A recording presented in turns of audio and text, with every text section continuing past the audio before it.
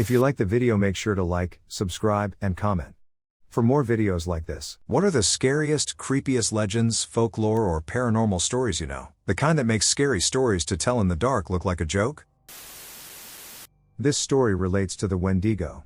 A bunch of friends and I were out one night to do some urban exploring, hiking through woods, etc. What else is there to do when you live in bumduck nowhere? We were walking up a hill towards a connecting public park that was just kind of an open field with walking paths surrounded by dense woods. Standing on the edge of a tree line, we looked out into the open field and saw what we all thought was a deer. Not that strange, deer are everywhere. We walk out into the field some more while watching the deer. As we get further out into the field, this deer stands up on two legs and covers about 100 yards in what seemed like only a few strides. This freaked us the duck out, and we left as fast as we could. I've been in the woods nearly all my life, and I've never seen anything like that. Scary. In the Northeast US, there's a story about woods people, or Mano Woods. When you're driving along a road in the woods and catch a glimpse of what looks like a person in the corner of your eye, but when you look directly at it, it's gone, they say you might have encountered a Mano Woods. They are masters of camouflage and can sense when someone looks at them. They come to a halt, so you can't sense any movement. It's speculated that they wear bark, mud, moss, and grasses to blend in. They're supposedly human, but extremely simple-minded, barely verbal. They're very small in stature and mostly avoid contact with civilization. Nobody knows where they live or congregate, but they usually move on if there's too much activity around. They're also peaceful. Around some farmlands, they will do very simple chores at night or off in the distance. They may sweep a barn floor or stack some wood, but anything more complex is beyond them. They do it in exchange for not bothering them as they sleep in the barn for a night or for some bread and vegetables left out for them to find. They've never been known to steal or kill animals or livestock. This is a rare but insanely creepy one out of Australia. The last photo of Damen Godson. The story goes that in 1979, a family was visiting Sydney and was waiting to board a ferry to a theme park. While they were waiting, a small parade of pagan costume dancers snaked their way through the crowd. One odd-looking reveler with a cow horn mask came over to the family that was waiting and posed next to one of the sons. Their mom snapped a photo of the odd-horned man and Damen. Later that day, there was a horrible fire on one of the rides at the park, and several people died, including Damen, his brother, and his father. The cause of the fire was investigated for years without any reason for the cause. The story gets even more strange after the mom developed the camera roll some years later and found the photo of Damen and the man in the occult costume. Some people have pointed out that the cow horns on the man resemble the god Moloch, who was worshipped by having sacrifices involving burned by fire. The man in the costume was never identified or heard from again. I'm native, and the story of the stick people always gave me the heebie-jeebies at dusk or if I was alone in the woods. It basically is that there are these stick people that live in the hills, and they draw children in who don't pay attention to their parents, children, and even adults, who wandered into their territory, children who are out past their bedtime, or even babes out of their baskets when their mothers have their backs turned to put up laundry on the line. The stick people, as told to me, were small, midget-like in size, and skeletal. They were mischievous and wicked. They would steal from you things like the extra sock from your dryer, your lost car keys, or your children. As I lived in a very rural area on a reservation, I'd assumed these stick people lived up in the hills, so every time I'm in the hills now, I'm always looking around and very alert, and not because there are bears and cougars in the area, but because of the stick people. A long time ago, in the Pine Barrens, a desolate, empty place in the middle of a marsh, a pregnant mother was in the middle of giving birth to her 13th child. This was the worst birth of all her children. The unborn baby fought and tried to stay put, but the midwives were much stronger and had successfully birthed more troublesome babies in the past. The mother, Mama Leeds, as she was known, couldn't handle the pain. She screamed and cried as the weather outside went from a cool October night into a violent storm, thunder, lightning, rain, and wind. It was almost as if the mother and the storm were one. At the peak of the painful birth, his mother cried out, "This child is cursed. He has been laid by the devil's seed. I curse this child. Let it be a devil." As she cursed the child, Mother Leeds passed out. Eventually, the midwives brought her around and placed the child in her arms. He was a beautiful child, with clean pink skin and chubby arms and face. But the child began crying, and as he cried, his skin turned black and serpent-like. Horns sprouted from his head, and his body elongated. The chubby little fingers and toes melded into hooves, and a tail began thrashing about. Terror and chaos ensued, the demon child was now twice the size of a grown man and monstrous. The midwives were the first ones to be eaten, before the devil went after his siblings and disappeared into the storm. Thus begins the tale of the Jersey Devil. Skinwalkers. Hands down. During a short-term job, I was housed near a reservation, and one night, I swore I saw a coyote running across an open space about a quarter mile out on its hind legs. I told the locals about it, and they told me about how things like that happen out here and that I shouldn't speak of my experience freely to anyone. One of them introduced me to a healing man of a tribe to make sure I was cleansed of bad spirits in case the encounter marked me in any way. He told me about terrifying encounters that other people have had with these creatures and to not think about them or seek them out while I was there, or they would know. Seriously creepy stuff. I didn't have another encounter while I was there, thankfully. When I left, the locals told me I was very brave and had a strong mind, so yeah. Clownman. I lived right outside Pittsburgh, Pennsylvania, as a teenager in a little, poor town called Swissvale. The next communities over are Rankin and Braddock, which are steel production heyday ghost towns that have been plagued with poverty. A strip of wood, lined by a train track, follows the river upon which our communities reside. Right next to the river looms the decrepit abandoned steel mill, which I believe was once called Carey Furnace. As teenagers do, my friends and I used to cut through the park, across the tracks, and to the river to drink, smoke pots, and hang out. Eventually, we started exploring the steel mill. I loved it. The graffiti and sculptural artists, the wildlife that randomly took over, the bums who made it home, etc. all made it a worthwhile adventure. I became comfortable there.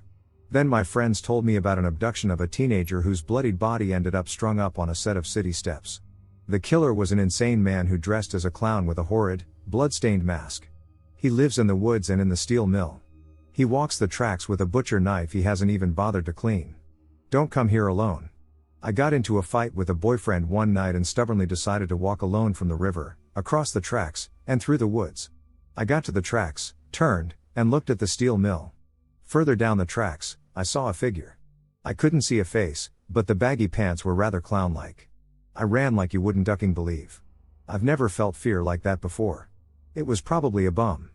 But who takes chances with an urban legend like that? I live in northern Australia, and everyone growing up in my town knows of the legend of the Poin Siana woman.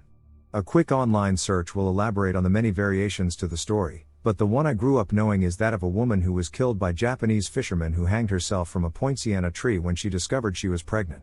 She is said to appear as a beautiful woman to entice men, with long dark hair dressed in a white gown, and is said to be situated at our Army Reserve.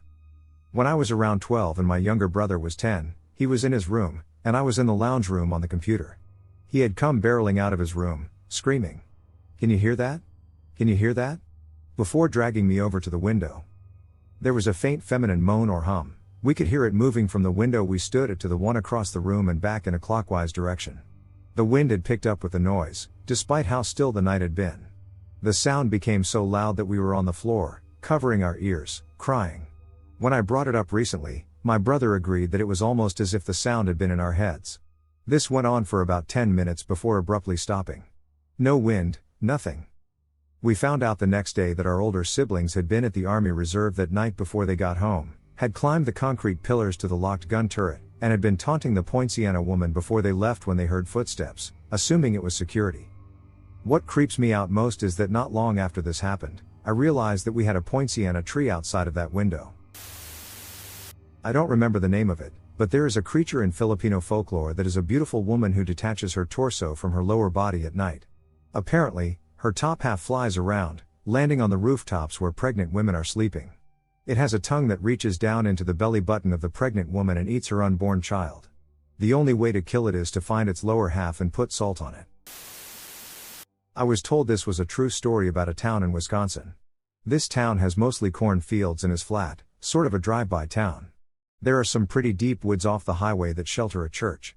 The church actually dates from the late 1800s and has been long abandoned. At some point, teenagers and some creepy old men took to performing satanic rituals at the church. They made attempts to call creatures from hell or inter demons. After this goes on for some time, they find everyone dead at the church after they've been missing for a couple days. Completely shredded and mutilated at the site. The general consensus is that they succeeded in their efforts but were unable to control what they had called. Now this jumps to a first-hand account from a social studies teacher I had in junior high. She claimed that this was well known in the town. When you drive through the town area around this church, do not stop your car. Whatever was called is still there, hunting at night.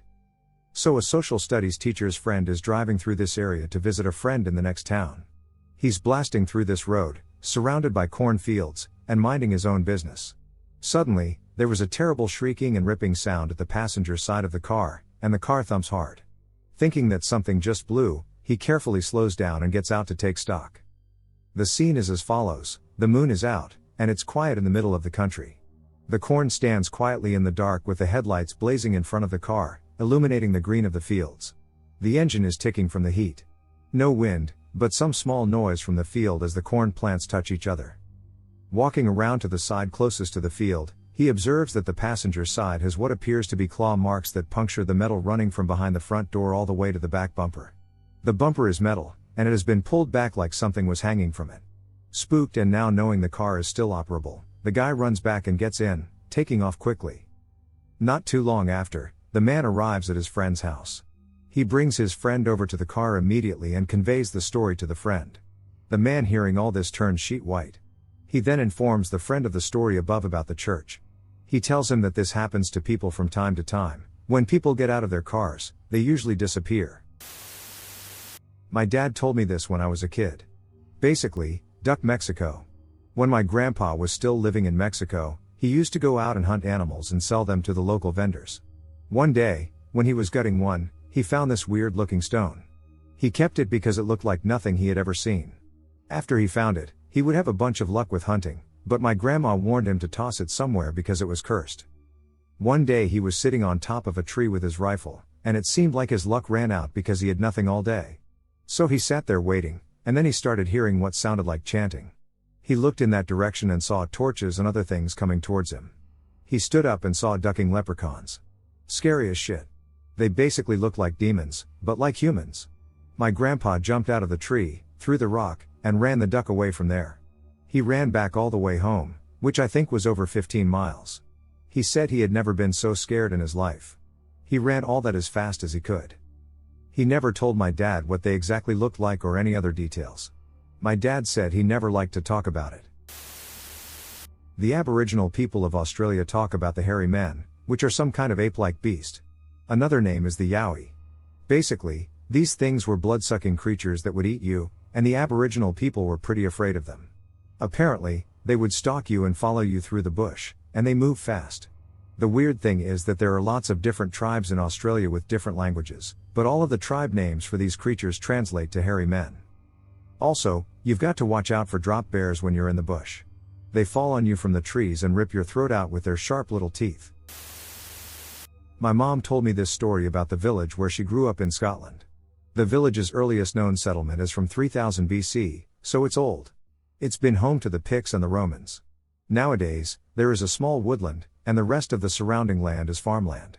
The woods used to be much larger. They are what survives of a large forest that almost completely surrounded the village. Legend says the forest was home to witches. When the forest was being cleared for expanding farmland, a lone witch came out of the forest to tell the villagers to stop. She said the trees would not forgive man for their destruction, and if the villagers did not heed her words, then all of their land would become infertile. And all the women. Frightened, the villagers agreed but asked for a small part of the forest. A deal was made that this, and only this, land could be cleared. The witch also said that for every harvest of every crop grown there, one sack of produce must be taken to the edge of the forest and left. This practice was followed for hundreds of years until the villagers abruptly tore down much of the remaining forest to grow wheat and build a mill. Again, a strange woman came from the forest into the village and threatened the villagers. She said they had broken the promise and would suffer. This time, the villagers took the woman and hanged her. Her last words were that the price was now 3 sacks. The man who built the mill was scared, and after the first harvest, he took 3 sacks into the woods. Unlike his neighbors, his crops did not fail, and his wife became pregnant. Always, he paid the woods their due, and before long, he was the richest man in the village and had 3 beautiful, healthy daughters. Unfortunately, the man grew greedy and thought he'd no longer pay for his 3 sacks. The next morning, his youngest daughter went missing. The whole village came to help look for her, but the man asked that his men run the mill as normal so he didn't lose any money. There was soon a commotion at the mill. Some of the workers had fainted, others were crying, and some were shouting. The man came to see what was happening. A horrified worker told him they had started up the mill as normal, but blood had poured from between the stones. They had found his missing daughter. Distraught, the man sold his land and fled the village with his family. The mill was torn down, and years later, a silo was built there. By the 1960s, the silo was ancient and crumbling. It was also rumored to be haunted either by the farmer, his daughter, or the witch. Sometimes all three. This part is my mom's story. One day she and her friends had a bet to see who could spend a night in the silo. One boy, who was always boasting of his bravery, volunteered. Between them, my mom and her friends conspired to keep this a secret from their parents by lying about camping in each other's gardens.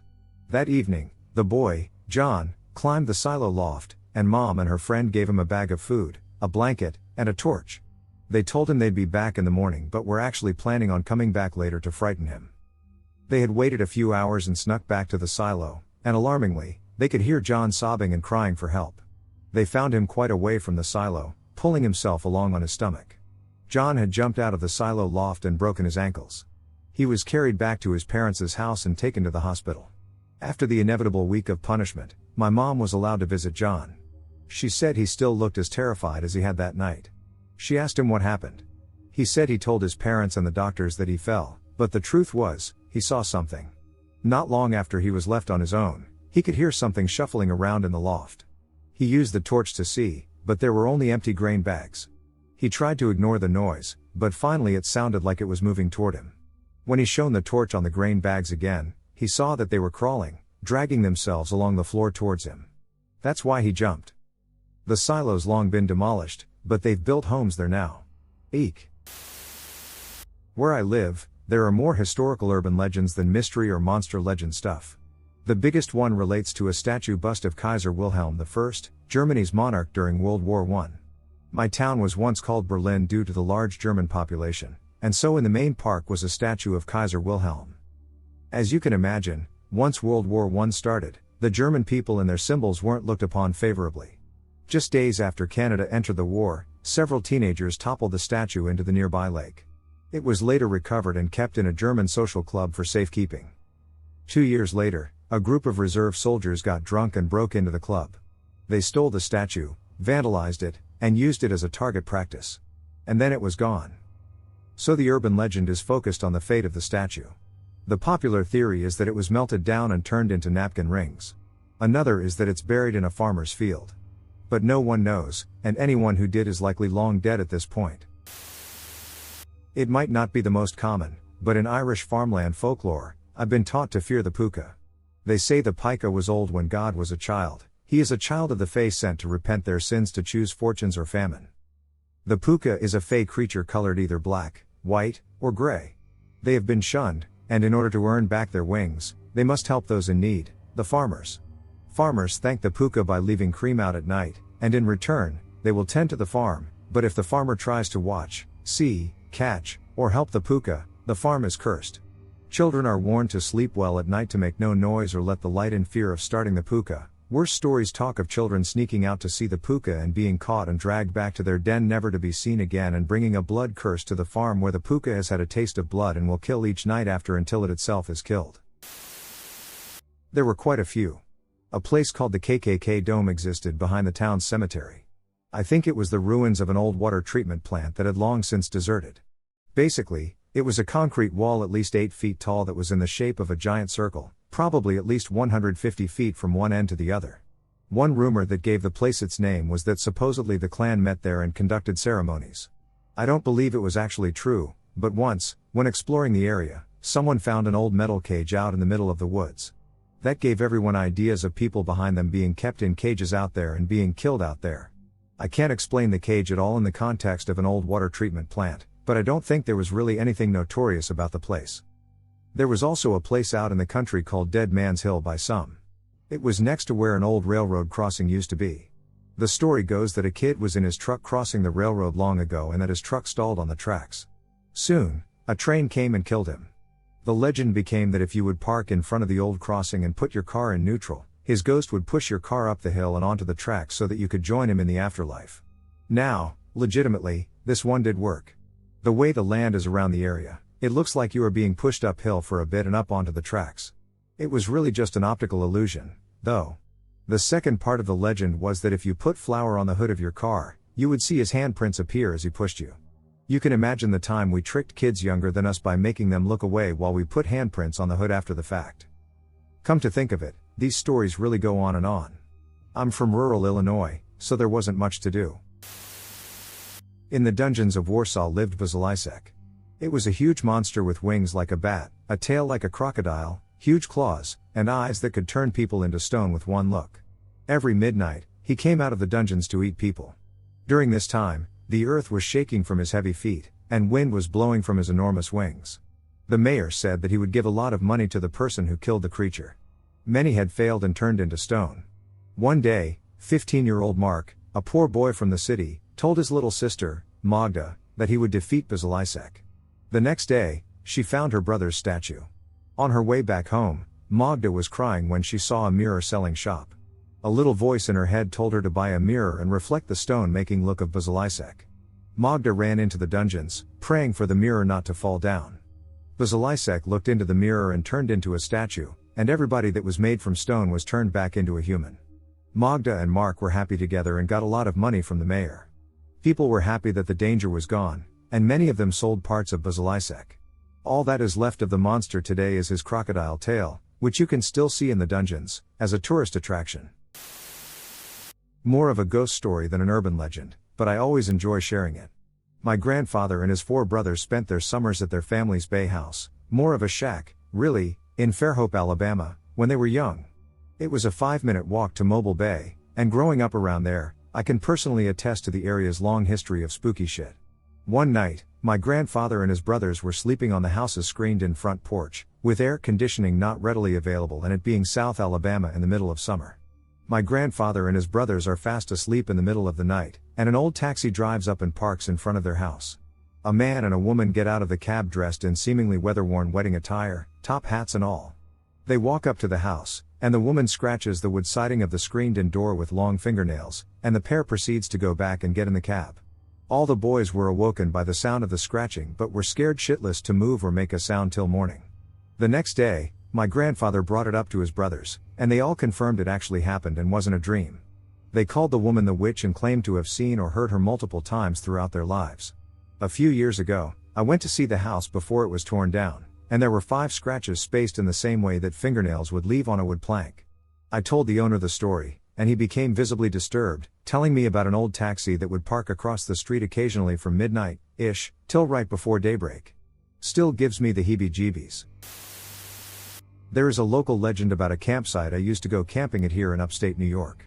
Legend says that there is a man they call the H-Man that lives out in the woods near the campsite. One year, a group of Boy Scouts were camping out there, and one of the boys went missing. They didn't find him until they started packing up to go home.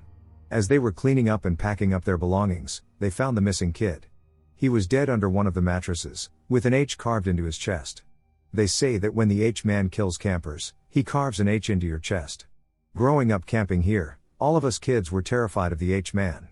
They said if you go exploring deep enough into the woods, you can find his home. Well, there is an abandoned house deep in the woods we found one time. I was shitting my pants. The creepy thing was that it was so deep in the woods, but there were no roads or paths leading to it. Just a single abandoned house. Sitting in the middle of the woods. If you go camping in Minerva, New York, beware of the H-Man. The Netherlands doesn't have a lot of scary urban legends. The most well-known one is Witweven, which translates to white women. They were said to be old wise women or druids of the land who, after they died, returned in ghostly form among the mist to take care of the land. Original positive in meaning. Most parents make them out to be evil women who take children in the mist. But between that and gnomes, I think Witweven takes the scary prize. Denton, Taze's, Goatmans Bridge.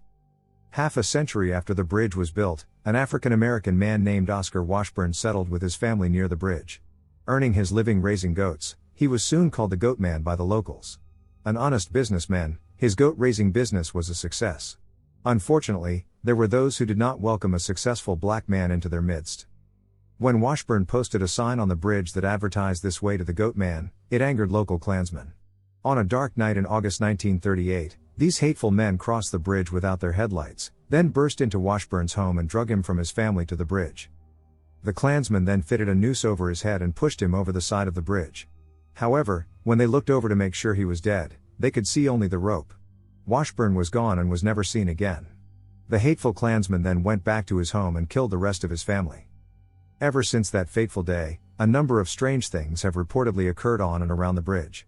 Many believe that the Goatman haunts the overpass and the nearby woods. The tale continues that when travelers crossed the bridge at night with their headlights off, they would meet the Goatman on the other side. These tales are obviously old, as the bridge has been closed to vehicle traffic since 2001. I live out in the woods, and there is a rather large creek that runs about a half-mile south of my house. Now, this ground of mine runs on an east-to-west ridge next to a creek. When any of the fields get plowed nearby, it's pretty easy to find arrowheads and spear points. I'm 98% sure, based on the number of arrowheads that we find, that there have to be human remains on my ground somewhere. Anyway, the actual legend goes that some Native American toddler wandered over and fell in. Kid drowns in the creek, mother roams the woods screaming and crying for her baby. They built a bridge over the creek, and it's been nicknamed Crybaby Bridge for as long as my dad can remember. He's 70. Now, I love ghost stories, and I've seen some weird things from spending lots of time out in the woods at night. But I don't really believe in anything that can't be explained. We bought this house by jumping on it literally minutes after it went on the market. The previous owner killed himself 2 weeks earlier, somewhere in the front yard. One of the neighbors is a good friend of mine, and he came over and told my wife about the legend and that he'd heard a woman yelling and screaming in a language other than English before. The new house, deep in the country, dead silent at night, winter, and the previous owner's deaths less than a month earlier put my wife on edge. We also had not bought any curtains yet, so all of the windows are wide open. Just across the holler, there is a guy who has some mules. One of these mules, I swear, has some sort of disorder. Because it makes the absolute weirdest noises at all times of the day and night. Because we bought the house, suddenly my wife had previous plans that she couldn't cancel, so I am living in the house before her, so she never gets the pleasure of hearing them. There are some train tracks to the north of us, but they are so far away that you can't hear the train. Coyotes, though, will start howling long before a human could hear a train, and if some closer to the tracks start up, the ones closer to us will too. All of these little pieces fell into place one night. It's her first night sleeping here. It's pretty bright outside with a full moon and fresh snow, and we are laying in bed, just kind of looking out the window towards the woods where the creek is. We were talking about non-related ghost stories since she was already creeped out. Well, a train must have gone by, because every coyote in the county starts all at once. We live in the woods, so we are pretty much surrounded. The yotes must have set off the mule because he is going apeshit. Yotes stop, mule keeps going, and my wife has the most terrified look on her face I have ever seen. Apparently the mule sounds a lot like a lady screaming in another language for her lost baby. There is an urban legend where I live. I live in a rural area that was settled a long time ago. The story goes that in the days of the first settlement, there was one teenage girl who was very into the supernatural and began to experiment with witchcraft. At the same time that she was experimenting with witchcraft, several villagers noticed that suspicious things were happening. They had a bad harvest that year, several people had gotten sick, and a small boy even died. The villagers were lamenting their hardships when, somehow, it came out that a teenage girl was experimenting with dark magic. The villagers became enraged and rallied to have the girl burned at the stake. They asked her if she had any last words. She asked that her last words be put on her tombstone, and she recited a long speech. These words were placed on her tombstone. It is said that anyone who reads the words out loud at her grave will have misfortunes for a short time after reading the words, and that if you curse her name, any nearby churches will burn down. I have visited this grave. I don't believe in the supernatural, but I can't explain what happened. My friends and I went to the grave. We had been telling ghost stories beforehand, so we were all a bit jumpy. We approached the grave late at night, close to midnight. There was a horse farm nearby, and we could hear the horses whinny. It was a rather bright night, as the moon was out in full. We arrived at the grave, and one of my friends read the text on the tombstone in full. Nothing happened. Until we heard a very loud and seemingly very close neigh from the nearby horses along with the thundering of hooves running, which at the time sounded incredibly closer than it should have possibly been. I will not be ashamed to say that I and my friend squealed and ran as fast as we could to the car. I jumped up front while the driver jumped in. He could not turn on his car. In the panic, 2 girls jumped on my lap, and everyone was screaming. We needed to get out of there. I slammed the door. Little did I know, one of the girls had her hand still on the outside of the car. I slammed the door on her hand. The door was locked even though no one had locked the doors beforehand. I had to manually unlock the door as this girl screamed with her crushed hand in the door, and then I opened it. The car started. The lights came on. I shut the door again, and we drove off. Luckily, this was a car that did not have metal around the window, so while it was painful, it didn't exactly break anything. I will say, though, that whether it was all in our heads or if there was something more at play, I will never know. I do know that I don't plan on going back anytime soon. I grew up on Long Island, and Brook Haven has a very large park. Apparently at this park, a UFO crashed. It caused absolute mayhem. Everything around it got shut down and cordoned off for a long time. Lots of the locals witnessed the crash, but it was never made a big thing with the media. It was hushed away. Brook Haven also has a huge national lab about a mile away. Weird stuff that people always talked about as I was growing up. The young lady was on the highway. I remember this story from my grade school years, and people swore to it long after that. Near Greentown, Pennsylvania, there was a story of a young woman in a long green, no coincidence, cape who would flag down highway travelers for a ride, always on a stormy or wintry night. She supposedly would ask them to drive to her parents' house, a remote and modest home near Newfoundland in northeast Pennsylvania. And, when the travelers would arrive there, she would somehow slip out of their car, leaving a wet puddle from ice or rain in the backseat. But, once the travelers would get inside and meet or greet the elderly parents over a cup of tea, they would learn that the young woman had died at least a decade ago in a car crash or some other tragedy on the highway. To refute the travelers' shock and disbelief, the elderly parents would open a cabinet and show as proof a dry and dusty old green cape that their late daughter had worn the night of her death. I grew up in a small rural village, and there was a story that dated from around the 16th or 17th century called the Witch of Winterslow. The legend goes that farmers hunting animals like hares or foxes would find that as their dogs were about to make a kill, a large white hare would suddenly appear out of nowhere and lead the dogs astray, with neither the hunting dogs, their prey, nor the white hare ever being seen again. This happened so many times that the village began to run out of hunting dogs, and the local village vicar suspected that witchcraft was at play, so he fashioned a custom-made bullet forged out of a silver coin and joined a hunt, and when the white hare appeared, he shot it. The white hare was hit by the silver bullet but was not killed outright, instead being mortally injured, jumping into a thicket, and disappearing before the hunting party could catch up to it. When the hunting party returned to the village, they found it in a state of drama because a local lady called Lydia Shears had been found shot in her cottage and was bleeding out badly. The woman died as a barber surgeon attempted to extract the bullet from her, but as he did, it turned out to be not only the exact same bullet that the vicar had shot the magic hare with, but the lady had been shot in the exact same part of her body as the hare. After that day, there were no more appearances of the white hare, so people assumed that Lady Lydia was in fact the Witch of Winterslow and that the white hare had been one of her transformations. Anson Lights. I actually live in Abilene, which has about 2,000 people, and Anson has maybe 3,000. So all the kids from here and around try to go to this every year. It's called Anson Lights. You go to the Anson Cemetery, old and scary, flash your headlights, and then turn them off. Apparently, the lights flash back in the distance.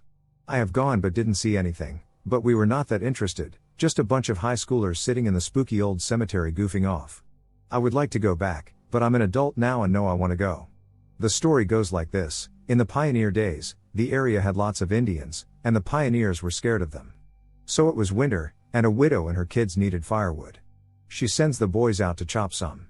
Mom tells them to come home at night and to flash their lantern twice, and she will flash hers twice until they meet up. She starts walking towards the light and pretty soon figures out it's not from a lantern, it's from a fire at the Indian camp. She keeps her lantern going so the boys can see if they try to come home. At daylight, she realizes her boys were killed by the Indians and dies. So they say that when you flash your lights twice, she flashes her lantern lights, looking for her boys. Again, I have not seen this, but I absolutely believe it.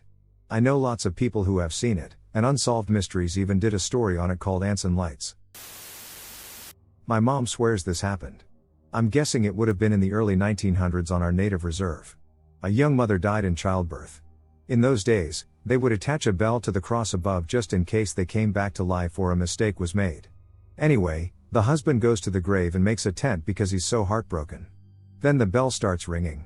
In this story, by the time they unearth her, she is still alive. My mother said her mother told her the woman lived on for many years and even had more children. I suppose it could be true, getting medical assistance to a remote community in those days was hard. But who the duck knows? Small countryside town. Werewolf legends, where time to time some people, who are in fact werewolves living as well-to-do people, will gather and hunt at night, capture a person, generally an elderly man who won't be able to run away, and hung him off a tree, drinking his blood and howling in joy for the rare moments they are set free. Now the fun part, there are no wolves in the area, and you can hear howling from time to time. The second fun part is that there is a traditional hill where you often find elderly men hanging from trees' branches. The legend is very old, as are several other traditions. From my own experience, I was 14 and was feeling restless or insomniac one night, so I went for a walk alone in a very safe town. I was sitting on a bench looking at the stars in the road. The roads are cobbled stone as it's a very old town with Roman ruins, castle walls, and all the works. When I hear the sound of hooves or claws on stone slowly approaching me, it's the first time in my life that I feel so much fear that I am paralyzed. In the corner of my eye, I see a huge black dog, as large as a small donkey, approach, stop, and stare at me, then just start walking away again. Obviously, this was likely just a stray, but all the stories in my mind made me think it was one of the mythical werewolves. The other legend that comes to mind is that you can hear the town's patron beast, a dragon or winged serpent, whisper at night. In some areas of town, due to the castle walls, you do hear sounds that resemble whispers or murmurs when the wind is just right. It is said the voices will lead you to one of the hidden tunnels, and you might get lost forever. The town has a fairly large tunnel network under it from the medieval era. Most entrances have been found and sealed, but from time to time people find a new one and sometimes get trapped due to instability from old age. There are several other legends, but I can't remember. Those are the two that stick the most with me. I grew up in rural Washington state, in a heavily forested area about 10 miles from the nearest thing that could be called a town. It's all grown up now. In fact, there's an apartment complex where our old house used to be, but when I lived there, it was a 5-acre lot, mostly wooded, with 2 old pastures where the previous owners used to keep cows. Plenty of people lived along our road, but you could look out of any window in our house and think you were alone on earth. Even at night, no other house lights showed through the trees. Whole load of empty, in other words. I loved it and used to go on long solitary walks as a young teen, sometimes for 2 or 3 hours, just wandering the many trails of the woods but sticking fairly close to the road. Anyway, the local kids liked to tell the story of the Gray Man, who was most definitely not a man but almost a cartoon caricature of a demon. Horns, wings, and the whole 9 yards. Supposedly, he would swoop down on anyone he found wandering in the woods after dark and carry them away to slake his ghoulish hunger for human flesh, etc. Scary shit on the playgrounds, but it had lost something in the translation from child to teen. Anticipating your follow-up question, there I am, 16-ish, wandering through the wooded trails at night with my Walkman blasting through my ears and a small flashlight so I can make my way safely in the dark. I come around a blind turn, and there in the middle of the trail is the Gray Man. I saw him. I saw every detail of his horrible body. The gaping mouth. The sagging chest and swollen belly. Tattered wings, fanning slowly. Bowed legs, but no feet. He just seemed to float there, half-manifested, waiting for me. And then I realized I was looking at a pale sheet that had blown off some nearish neighbor's clothesline and gotten hooked on some branches. But right up until that moment, I was 1000% a believer in the Gray Man. I went from ghost stories are for babies to holy SHT, I'm going to die that fast. Although I did keep walking in the woods after that, I didn't stay out quite so late, and I avoided that particular trail. Moth Man. Some of it was mass hysteria, but something happened in Point Pleasant, West Virginia, and it was terrifying. I went to Point Pleasant a few years ago as part of a spring break trip with my university for a charity project where we helped make a house livable for the people who lived there after a fire. We removed asbestos and redid the entire electrical system, down to installing a new breaker.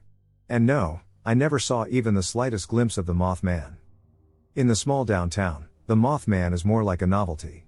Between the enormous shiny statue with huge red eyes and the most burly chest hair imaginable at the world's only Moth Man museum, you get the idea that he really isn't taken seriously.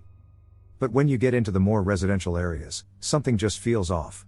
The town itself just seemed depressed. And I don't mean like it was run down. I've been to many Midwest towns, I've been across the Rust Belt, so I've seen plenty of abandoned homes and buildings. This was different. Have you ever seen a person who you know has just given up? Something happened that broke them, and they're just kind of an empty husk of what they used to be. And when you look into their eyes, just for a second, you can feel that emptiness too, so you look away. That's what the town felt like. And I don't mean the people either, I mean the town itself. Plenty of towns and cities across America have faced far worse disasters than that bridge collapse and recovered from them. Something more happened there, and I don't know what. These are some top Welsh urban legends. An urban legend from my town: I hear a lot about the Lady of the Lake. Llyn y Fanfach is a remote lake where a farmer named Gwyn fits and loses his lover. He fell in love with a woman who was from the water, and she agreed to marry him under the condition that he never struck her 3 times or she would leave forever. For years, they were happily married with 3 sons, but when he struck her playfully a 3rd time, she disappeared, and he never saw her again. Their sons did, though.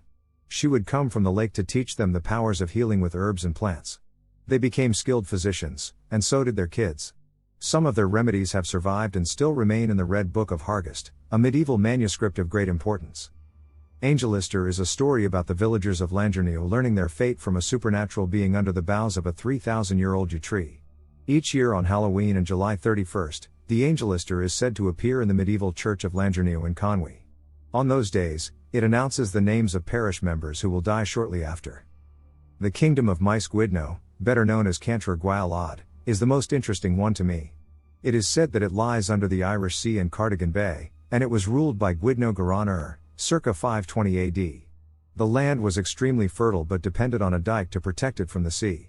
In around 600 AD, a heavy storm blew from the south, driving the spring tide against the sea walls. The appointed watchman, Seth, who was a heavy drinker and a friend of the king's, was at a party in the king's palace near Aberystwyth. The water gates ended up being left open, and the sea drowned over 16 villages in the land of Cantref. People don't expect this sort of stuff from a country like Wales, but we actually have very interesting stuff here.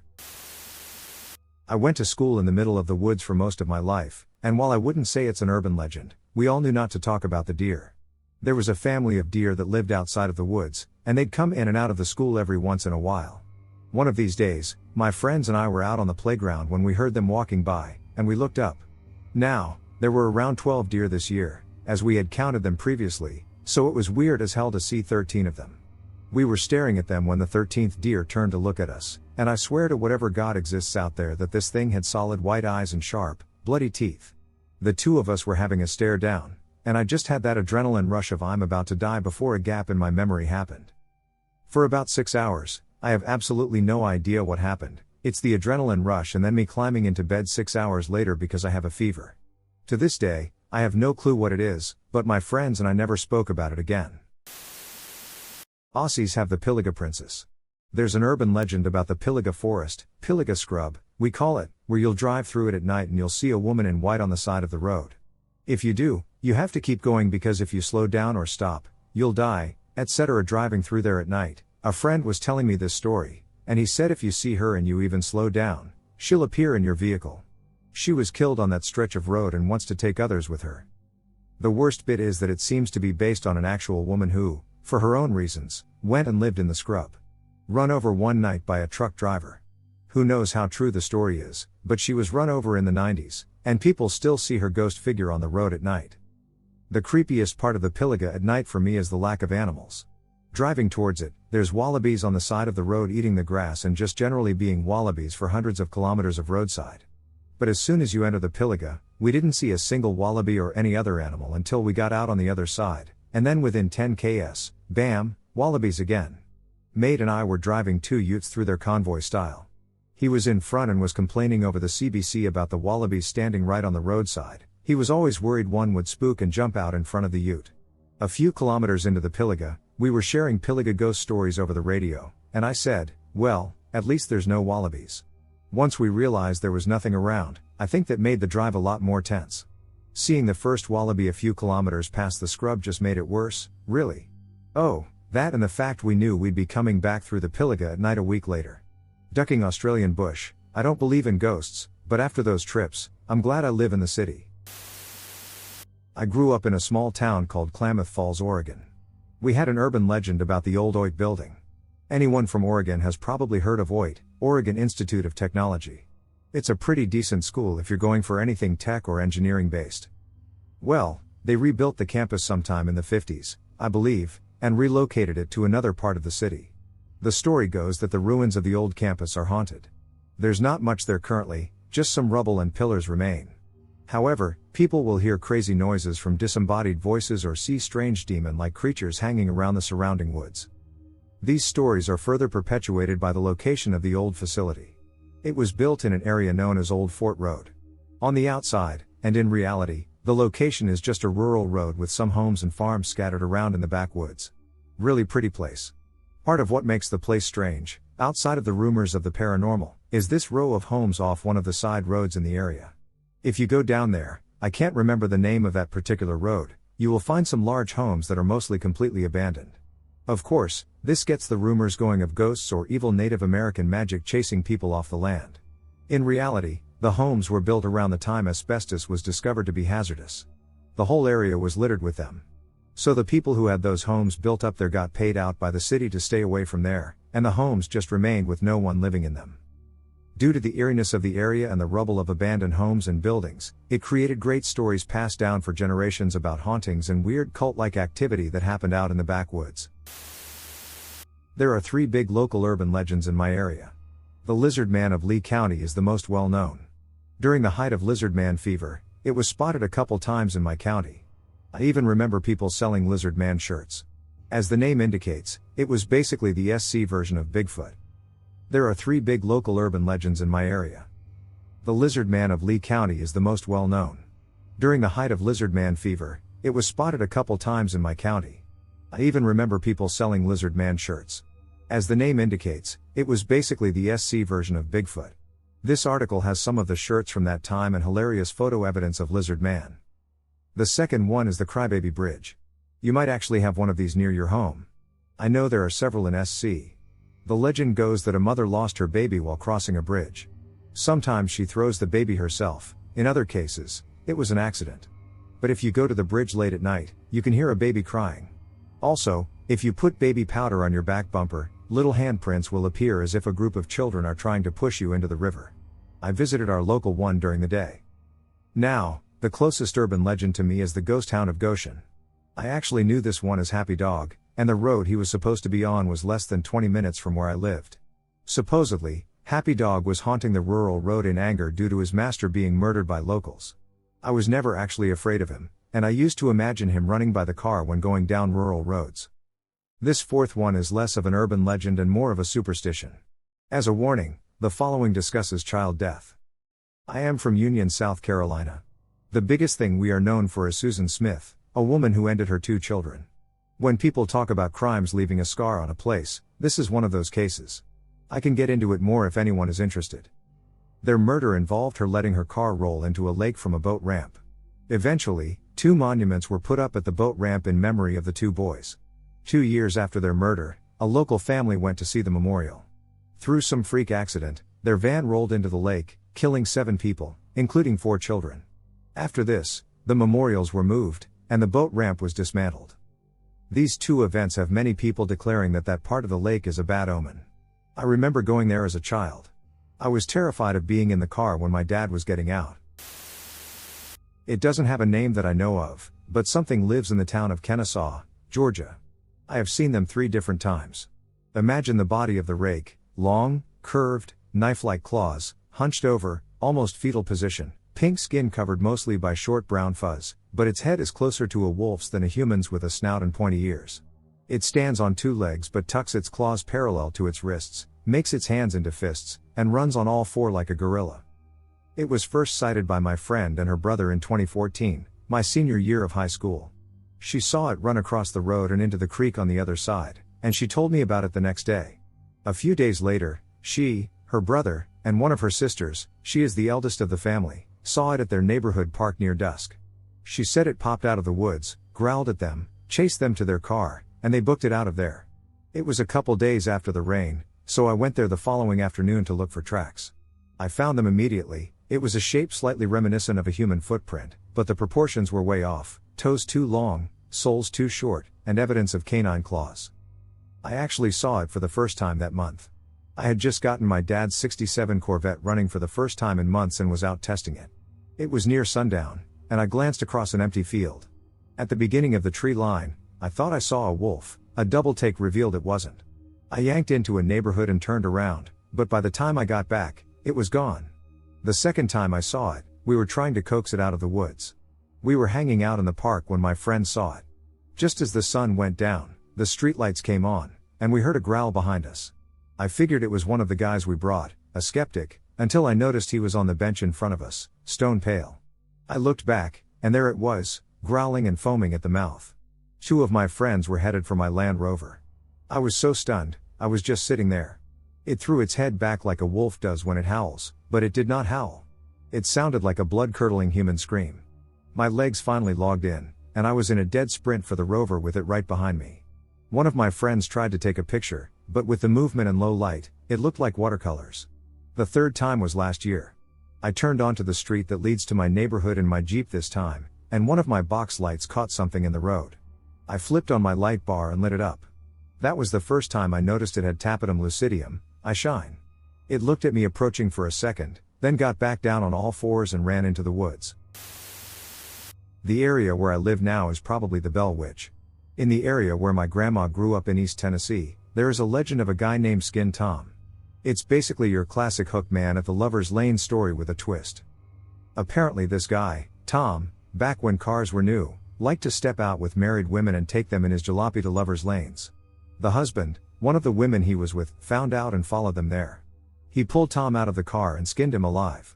Now Skin Tom, a dude with no skin, goes around and attacks people canoodling in their Lover's Lanes. TBH, my grandma said she and most of the other kids just believed it was a story their parents told them because birth control was pretty much non-existent in Appalachia in the 1950s, so scaring the kids SH-less was the best way of preventing teen pregnancy. This happened a long time ago. I believe I was around 17 at the time. I was driving home from my boyfriend's house, and at the end of his road is a restaurant called the Rising Sun Inn, which is very old and historic. The Liberty Bell supposedly came through or stayed there for a night. It's really an enormous barn that was made into a nice restaurant. I was driving by. I don't remember any cars in the parking lot, so it was most likely closed late at night. I saw a woman walking in the parking lot. She was wearing an all-white dress, and I could hear her crying. It wasn't a normal cry. I should not have been able to hear her, but it seemed to echo through my car. I had the distinct feeling she was appearing and crying just for me because I felt like she knew I was there and was targeting me. She had her hands over her face and didn't really walk as much as she floated across the parking lot. I had a strong feeling for the name Mary. I knew she wasn't a real person because she was just too odd, and the crying did not feel human. I think she was trying to get me to pull into the parking lot to see if she needed help, but I knew better, said nope, and kept on going. Oh, and another thing that was odd was that as she floated across the parking lot, she flickered like you would see in old-time movies. I never told anyone, but it was always in the back of my mind. Later on that summer, my boyfriend's parents wanted us to go to the restaurant with them for dinner, and I refused. I never told them why, I just said I didn't like the place. Years later, I find out there is an urban legend about a woman in white. I couldn't believe it. I never believed in urban legends. I just thought they were rumors people started, and others all over the world decided to go along with them and lie. I never dreamed any of them were true. Now I'm really left wondering what the heck the lady in white is and why people around the world see her. Has anyone had similar experiences or any thoughts on this urban legend? Stories told around the fire at summer camp always affected me the most. The story of the watermelon baby stands out. The baby grew up with abusive parents who kept him locked up in the basement and only fed him watermelon every few days. Once he was older and harder to control, they allowed him to attend the nearby boys' summer camp. Due to neglect, he looked decrepit but had a massive head with a vertical scar resembling a line on a watermelon. He was incessantly teased for his looks, which ultimately prompted him to kill his fellow campers and counselors with an axe after a midnight gathering. What made this creepy and realistic to me was that my camp had a lodge with pictures of all campers dating back to the early 1900s, and one kid from the 20s had a massive head with a very similar looking scar and scowl on his face. The story was that this was the only summer the camp had to end early. There's also an island close to the camp with a visible cabin where the watermelon baby still resides to this day. New counselors are selected to row out to the island at night to deliver the watermelon and deter any future murders. I heard this at a camp in New Hampshire, and I believe it was told in other states. I can't say it was the most original story, but damn, staring into the eyes of that kid in the picture made me a believer. Something about being away at summer camp as a kid makes you want to believe these stories are true. Okay, so I'm from Colombia, and we have several myths and legends. Here are some of them, if you're interested. El Sombreron. The legend of the Sombreron, the man in the hat, supposedly began with a real villager. He dressed all in black, rode a black horse, and was a stern-faced, well-dressed man who harmed no one. But when he died, his spirit became the terror of those who wandered the streets at night and caused mischief: drunks, cheaters, gamblers, and fighters. The sombre Ron is said to chase his victims through lonely, moonlit areas, where he is sometimes accompanied by two fearsome black dogs. El Mohin. The Mohin is everyone's favorite monster. Although his description does vary from place to place, he is usually a huge creature covered in hair with long, claw-like nails. He sometimes has red eyes and gold teeth and is fond of mischief. Fishermen say the Mohin capsizes boats and steals bait and hooks. Washerwomen claim he bewitches girls with music and tricks. He is also said to guard ancient treasures in his underground palace, and his appearance heralds the arrival of floods, earthquakes, and plagues. La Patasola. The Patasola, one-legged woman, lives in dense jungle and is especially feared by miners, hunters, farmers, hikers, and loggers, not least for the pace with which she moves through the jungle on just one leg.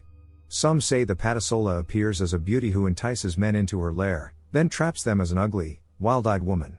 Others say she attracts men by screaming for help before transforming into a murderous, blood-sucking beast. Men supposedly tell the story of the Patasola to frighten their wives into being faithful and also instill a wariness of the jungle. La Llorona. The Llorona, wailer, is a wandering woman who carries a child through the streets. She's muddy, wild-eyed, dressed in rags, and never shows her face.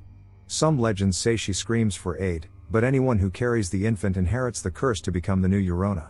The spirit is said to stalk lonely places and appear to anyone plotting mischief. Some say she was a jealous woman who killed the child's mother in rage. Others say that she was a desperate wife who killed herself and a child she had with her lover when she heard her errant husband returning from war. La Madre Monte. Madre Monte, Mother Mountain, is a stout, elegant woman who wears moss and leaves and a green hat that conceals her face. She lives in dense jungle and supposedly bathes in rivers, causing flooding and heavy storms. Madre Monte haunts those who steal other people's land and casts plagues on cattle owners who usurp fields or ignore boundaries. She also dislikes unfaithful spouses, vagabonds, and general mischief makers and punishes them by placing insurmountable obstacles in their path when they walk through the jungle. They eventually fall asleep with exhaustion and do not wake for hours.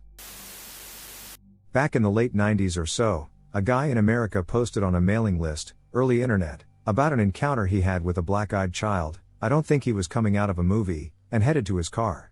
That's the first mention of them. It grew from there.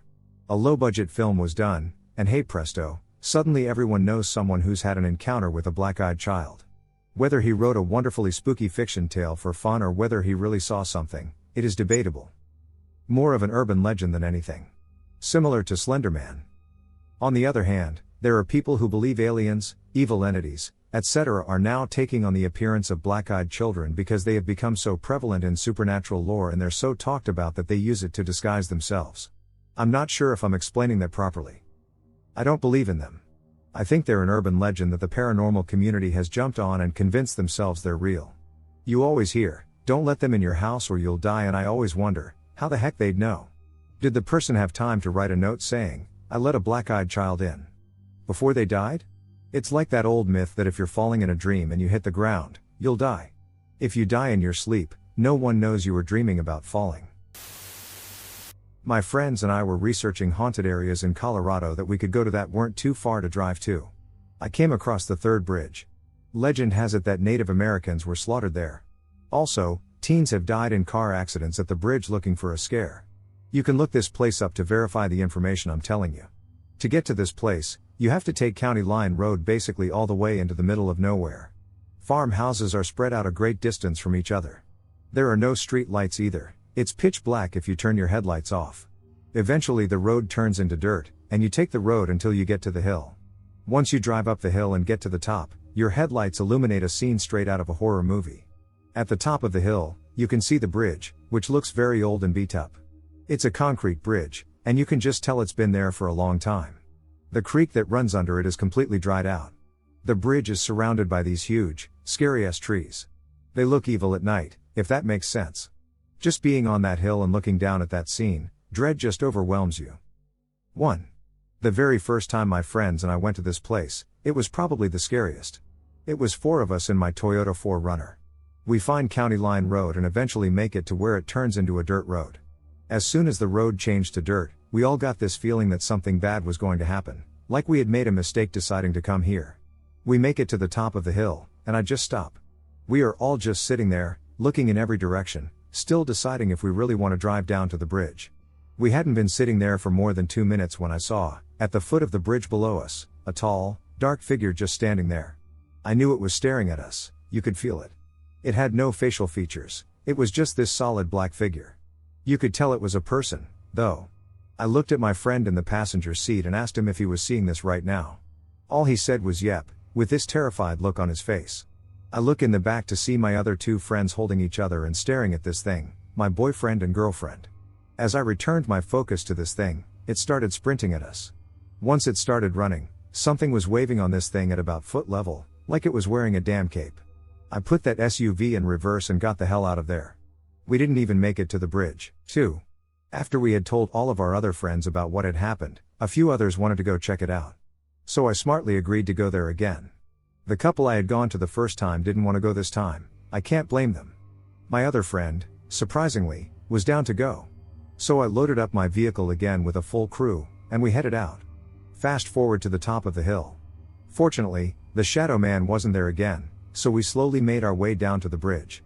I park my vehicle on the bridge, turn it off, roll the windows down a little, and we sit in total darkness. The whole time, we had this feeling like we were being watched. Our eyes had adjusted to the dark, and just looking out there was terrifying. With nothing really spooky happening, I turned the car on and drove to the end of the bridge to turn around so we would be facing the exit in case anything happened, and we wanted to leave in a hurry. So, same thing, I park and turn the car off. We sat there for probably 10 minutes, and nothing happened. I was a bit disappointed because I wanted my other friends to see and believe what my other friends and I saw. My friend in the backseat suggested we go under the bridge. Nowadays, I would say nope right away, but I was eager for something to happen. We all get out of the car and make our way to the railing to step over to get to the land under the bridge. We didn't even walk 2 feet when we all heard this blood-curdling scream. It was a woman, and it sounded like she was being butchered. The scream gave off this horrible feeling of dread and evil. Fear took over my body, and I started to tear up. We all booked it like track stars back to our cars and went the hell out of there. I haven't been back since. I dropped all my friends off and went home. I got out of the car and went around my vehicle to do just a quick check of the tires and everything. I got to the back window, and where dirt had kicked up on the window, there were 2 handprints. One on top of the other. It was like the handprint on the bottom was reaching out for the car, and something dragged it away. To preface this lovely story, which is actually real in my experience, it is known that Galveston, Texas, is one of the most haunted places in the United States alone. If you don't know why, look up the Galveston storm of 1900. Thousands were dead post-storm, and bodies were burned and buried en masse to help the cleanup process move forward. One of the most haunted buildings is a place there called Bishop's Palace. Now, 2 years ago, I went and stayed for a full weekend in April 2016 with a few friends in a rented beach house to replace prom weekend. We decided it was a better option, or so we thought. We did 2 tours, one on the Strand, shopping strip, and a few blocks down that afternoon in, of course, Bishop's Palace. We also visited the graveyard. So, my logic says that we were bound to get haunted, but I thought it was silly urban legends, maybe it was a joke. A few months later into the summer, I started staying up super late almost every night because, of course, I'm a cool teen who defies all the rules, and plus, I'm sure every college kid did it too. The lateness carried over for the next year or so. In that same summer, almost every night, I noticed something watching me. Like a big figure. Mind you, I have a bedroom attached to a Jack and Jill bathroom and a guest bedroom next to it. So pretty close quarters. And around the same time, 4:35 a.m. or 3:30 a.m., the same figure would look into my room and walk into the guest bedroom, or walk in and watch me from behind. Once or twice, my mom woke up in a cold sweat, hearing an audibly clear cough or gasp from a woman standing next to her bedside in the middle of the night. There have been instances where doors have shut, things moved or banged about when she, myself, and my cat would be next to one another even to this day. Sometimes I even hear random footsteps. I also remember being in the Bishop's Palace during the trip 2 years ago, and there was a back stairwell leading to the second floor. And 2 back rooms, bathroom and storage, with a bedroom round the corner to the right. There was a stairwell to the left, which led to the 3rd floor miscellaneous room for the lady the bishop was married to. It was cut off. Everyone avoided that area like the plague. At first, I didn't know why, but it soon started feeling freezing cold compared to the rest of the house, and I heard slaves being beat there. It was also said that the bishop himself always used that stairwell. Because of my curiosities and confusion, I hung around there a little longer during the tour.